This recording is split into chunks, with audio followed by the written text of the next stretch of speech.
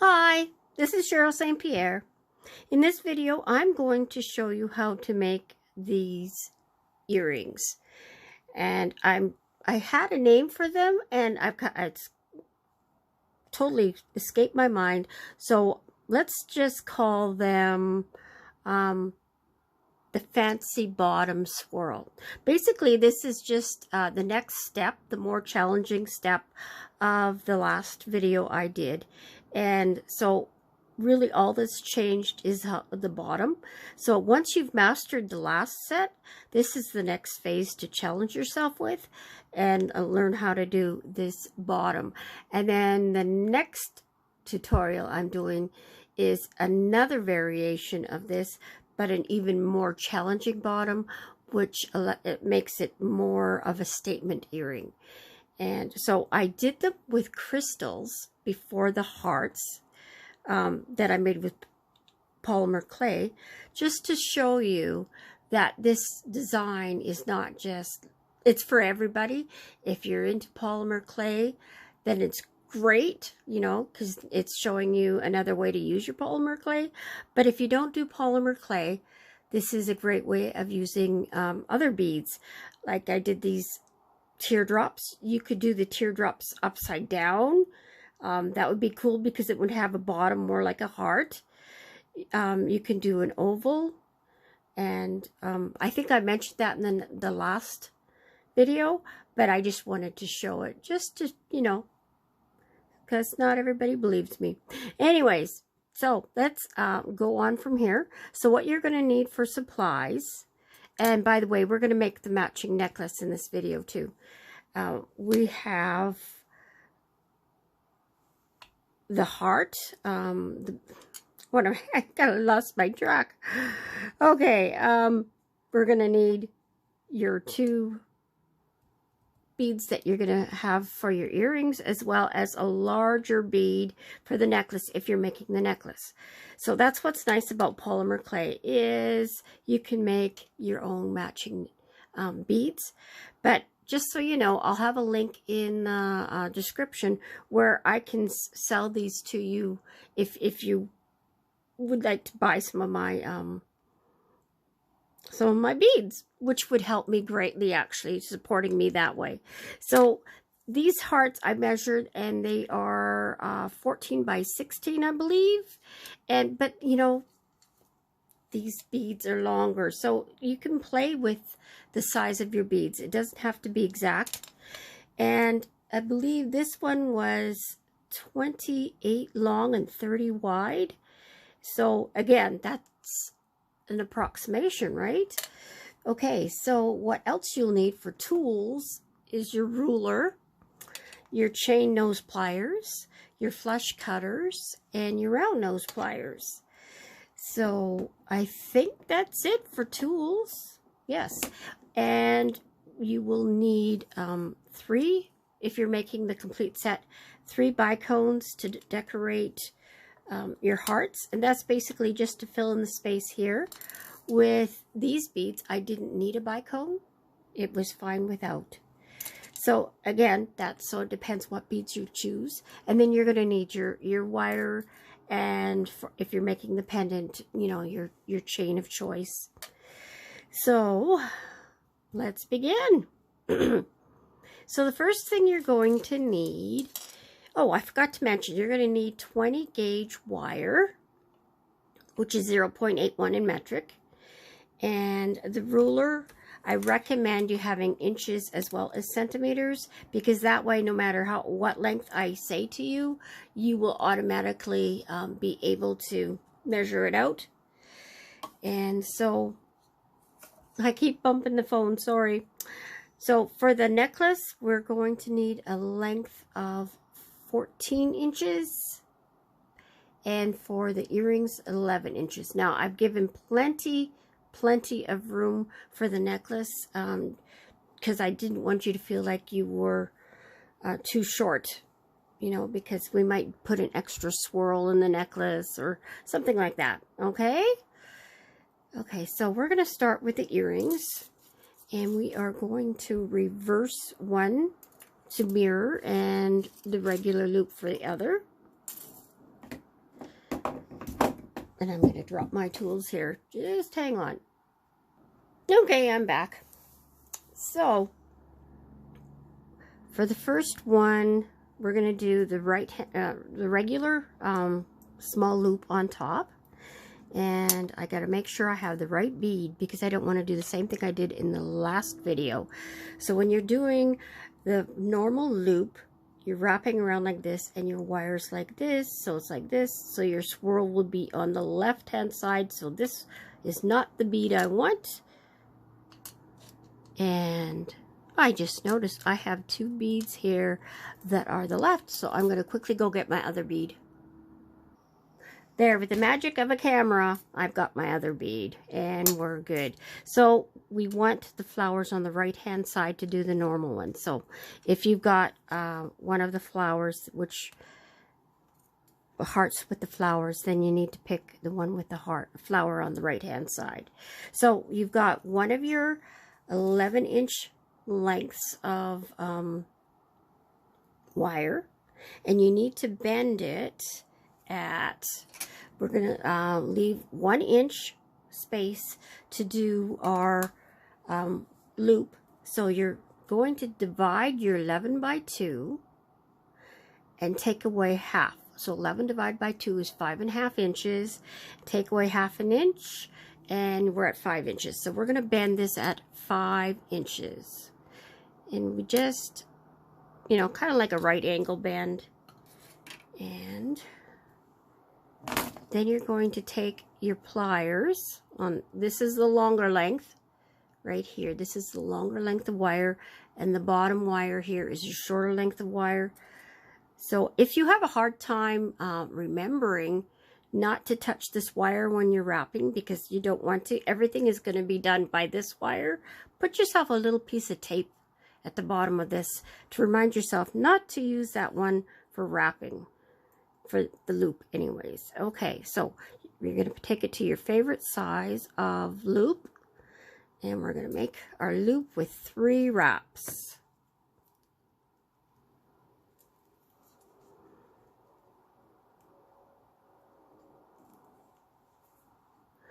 So 1,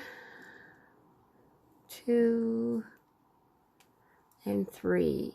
And mine are very messy.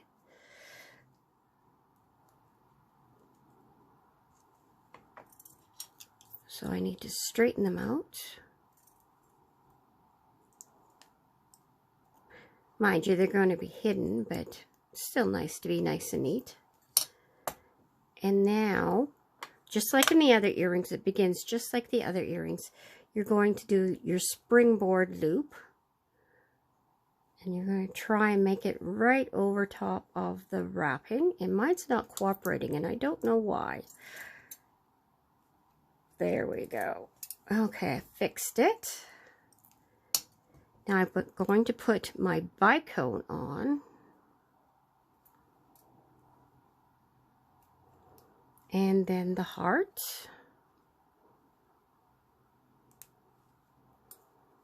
And it's being stiff. And got it on. One thing that's nice about it being stiff is it stays in place. It really does. Okay, so we want to have our complementary loop right over here. So I'm going to use my thumbnail to get it started.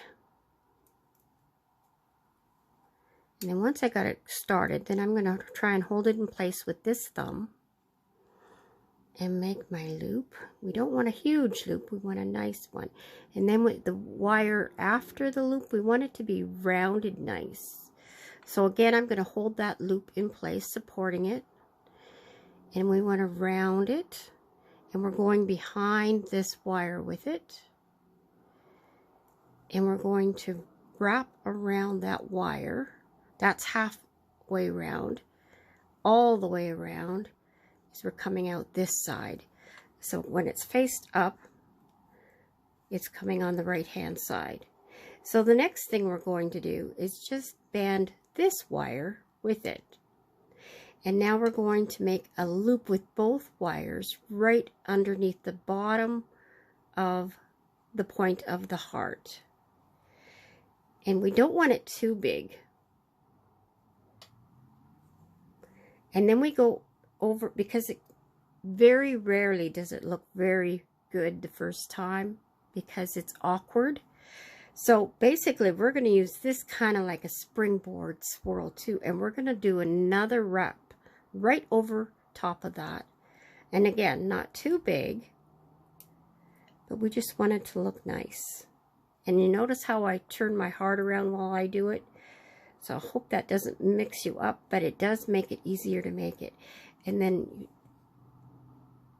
the wrap we want nice and round, and we want it to be coming up right basically so it can hug the side of the heart.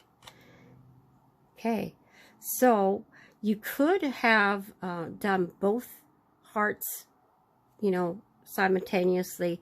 First do this, then this, then this. But I find when you do break it up with that, like that, with this design, it kind of ruins the flow. So, but for the next part, I do recommend you do them both at the same time.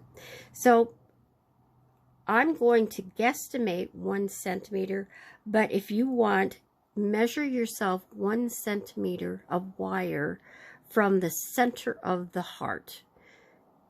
And so about there. And we want both wires to be the same length. We're not going to snip one off shorter like we do with most of my things. So I'm guessing 1 centimeter. And now I'm going to set this aside and work on the other earring.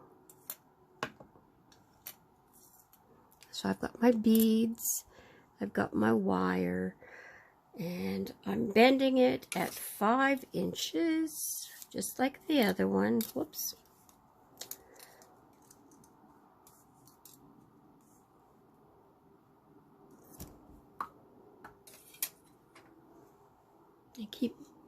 I keep bumping the phone.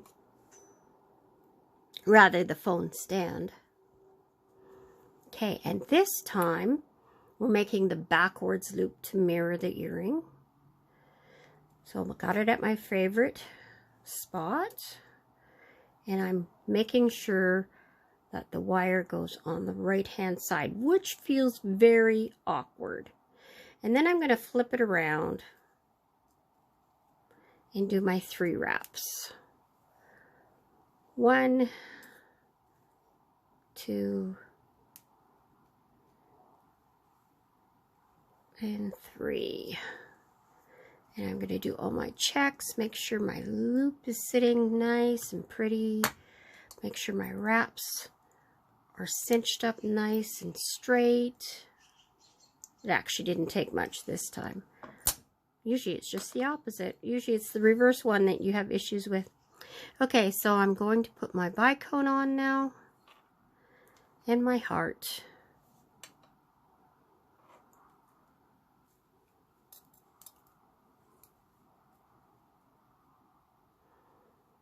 And I'm going to do my springboard loop, and we want to try and make it matching to the other earrings. So after we're done, we're going to see if we're about the same size. And I notice how I bent that.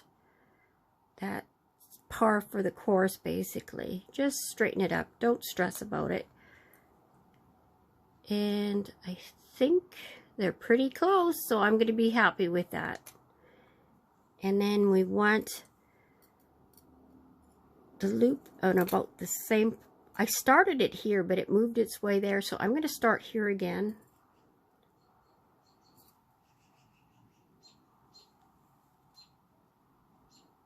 See how that works. That's pretty good. Okay, support that. Have a nice gentle curve. And let's see if that curve kind of matches. I'll pull it down a little further.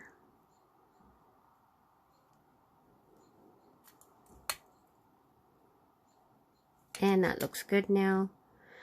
Okay, now I'm going to wrap fully around the base. So it's going to end up with the wire going to the left. And make sure everything else sits right.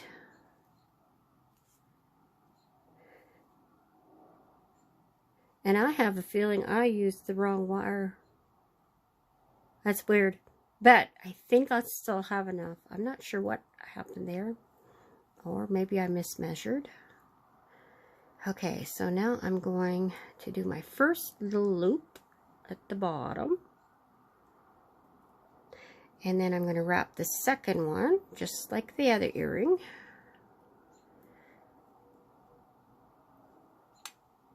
Okay, let's see how that looks. It's a little bit bigger, so I'm just going to tighten it up a little bit more. And if it's not centered, adjust it to be at the center.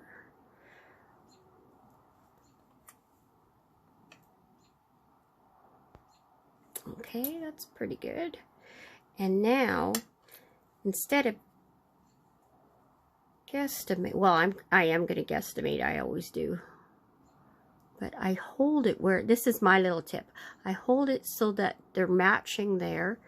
And then I can cut here. And I usually cut a little bit longer. If you don't want to measure. Because measuring in there can get difficult. So then I like to eyeball things when I can. Oh, look at that. It's pretty bang on. See, I'm glad I went longer than I thought, because it would have been too short. Okay, so the next step is we're going to separate we're going to pull down the bottom ones a little bit. The bottom wires. Now this one's right over top of each other, so you don't know which is the bottom. You have to choose which one you want to be at the bottom. And we're going to swirl the bottom ones first, and they're going to be swirled a little bit more. So this is the back of this earring, just because I'm right-handed. A little bit more than the top, because we kind of want it to go into the swirl here. And then the top one, we want it to hug the heart, so it doesn't catch on things.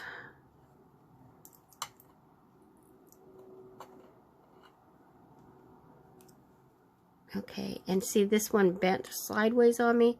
I'm just gently, don't want to mar it, so you're being very gentle with your pliers, and just level it out. And there, that one's done. And now we're going to do the same process with here. And I'm using my chain nose pliers with doing this. You might have noticed that.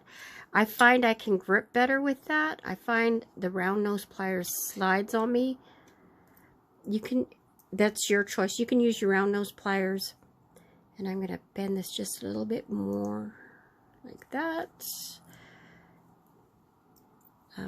Yeah, you have the choice of whichever pliers you're more comfortable with. I feel I have more control with my chain nose pliers.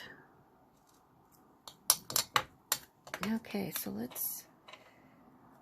I'd say they look pretty even. Hopefully you saw all that.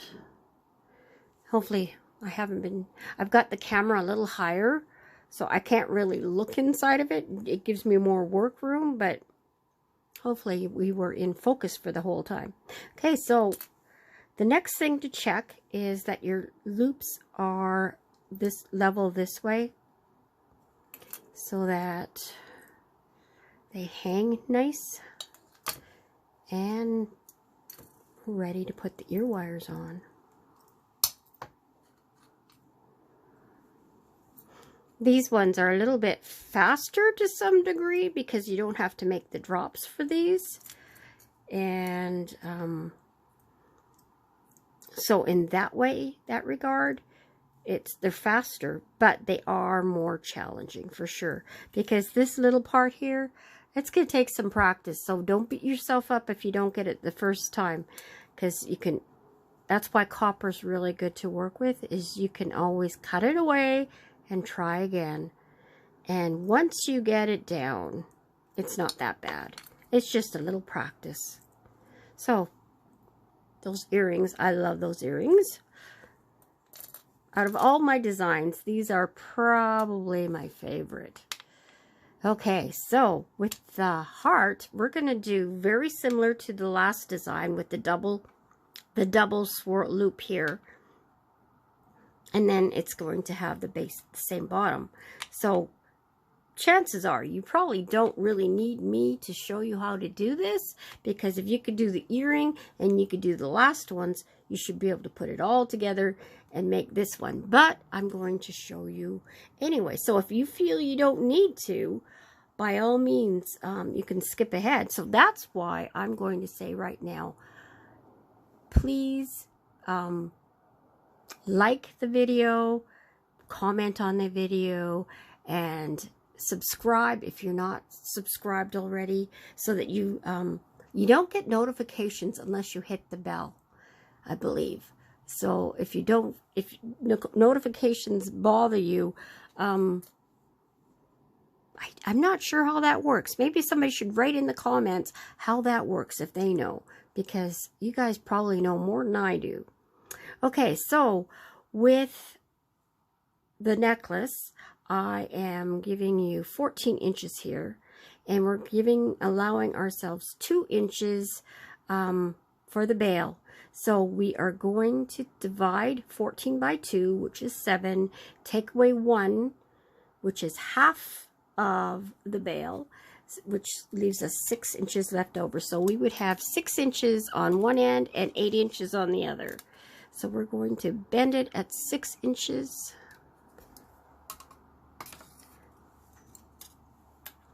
So for those in metric, there's 2.5 centimeters in an inch. So you 6 inches times 2.5, and you should be able to figure out your measurement. Okay, so for the bail, and we're doing the right hand loop with this one because we got the flower on the proper side, not like the last one. So we're going to wrap twice around on the biggest part of your pliers that you can. So that's once, and we'll have to move our pliers lots. Get out of the way. Take the pliers out when you have to. Okay. And you should end up with it looking like you have a right angle here. And remember not to do your wrapping with this wire. A lot of my students, when I teach my classes, a lot of my students always grab this wire, and then they'd have to start all over again. So I started using the tape method, where we put the tape, little piece of that, not Scotch tape because it leaves a residue behind, but the painter's masking tape, because it doesn't leave the stickiness behind. And it, you know, ever since I started doing that, I'm not having issues in my classes anymore. So it obviously works. Okay, so now I'm going to do my 3 wraps. Actually, with the necklace, why don't we do 4 wraps? That'll give us a little bit extra room to get that bail out of our way. Not much extra, but a tiny bit. Okay, so now I'm going to cinch up my wraps, straighten them up. If the other side of your bail looks nicer, you can choose to flip it around, but then you just have to make your wire go back to the left. So that's an option too. But, you know, mine's turning out quite nicely from both sides, so I'm just going to leave it as is. But like I said, if you need to use the other side, just make the wire go across onto this side and you'll be good. Okay, so I'm making my springboard loop, and I'm going to put on my bicone.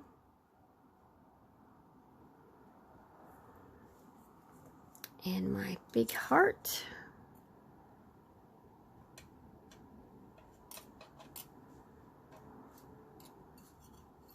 And I have to use my pliers to push it in little bit by little bit until we get through.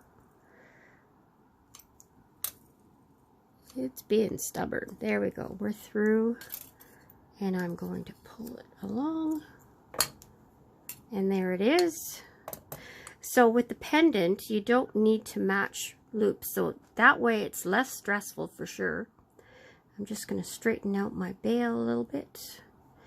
And I want my loop right there, my little loop. So I'm going to start it with my fingernail. And there, I've got it. So it looks like that. And now I'm going to make another loop around it. I'm supporting my work, keeping it where I want to. And so it looks like that. And we kind of want these wires to touch on top, just like the last necklace. And now we're doing exactly like we did with the earrings. We're going to go nicely arched. So nice shape there. Holding it tight so it doesn't move. And wrap once around like that. And I've noticed I'm giving extra length for this. Well, it makes it easier to measure, but we're going to have quite a bit to cut off, but that's okay. Okay, so now I'm going to bend this wire up so your heart looks like this. And we're going to make the exact same loops like we did, exactly like the earrings. So the first one, it went a little bit wide on me there. I don't want it quite, so I'm going to push it up. And then another echoing one. And it's being a little stubborn on me. The wire went kind of funny there. But it's still pretty.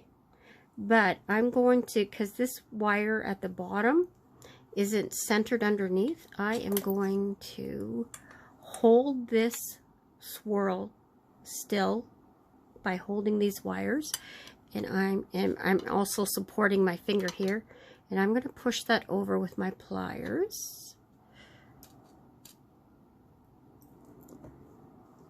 There, that helped. That helped. And I wanted the wires so it hugs the heart. And now I am going to do a 1 centimeter measurement again, just like the earrings. And we don't have to match it up to another earring, so you want to give yourself at least 1 centimeter though, because less than 1 centimeter might be too short. So, but once you've done jewelry for a while, you can really eyeball that centimeter pretty good. Okay, so that one's good. Flatten it out a bit. Make sure that wire doesn't poke out. And I'm flipping it upside down just to get this started. Because remember, this one goes up. So they're going in reverse directions.